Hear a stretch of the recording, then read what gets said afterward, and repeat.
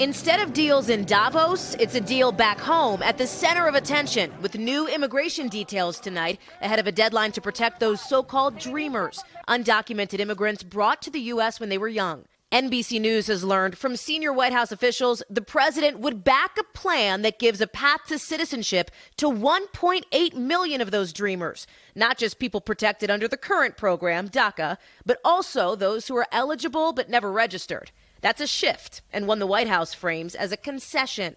The president also wants roughly $25 billion for a border wall, another $5 billion for more border security, an end to the visa lottery system, and a limit on family-based migration so immigrants could only sponsor spouses and children for citizenship, not parents or siblings.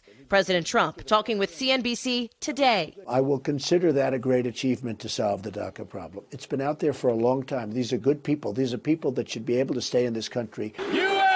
It's that possibility of a path to citizenship in particular that may anger the president's conservative base, but it might help broker a deal in Congress, with the White House hoping for a vote the week of February 6th.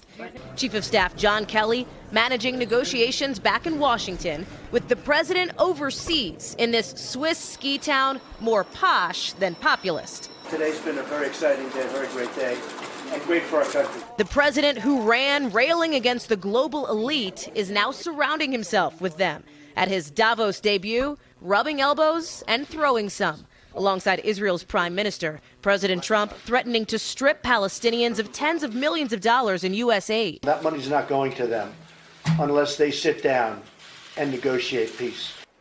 And in a speech tomorrow here in Switzerland, a senior White House official tells me the president will hammer home a message he's been delivering in Davos, that the U.S. is open for business. Hey, NBC News fans, thanks for checking out our YouTube channel. Subscribe by clicking on that button down here, and click on any of the videos over here to watch the latest interviews, show highlights, and digital exclusives. Thanks for watching.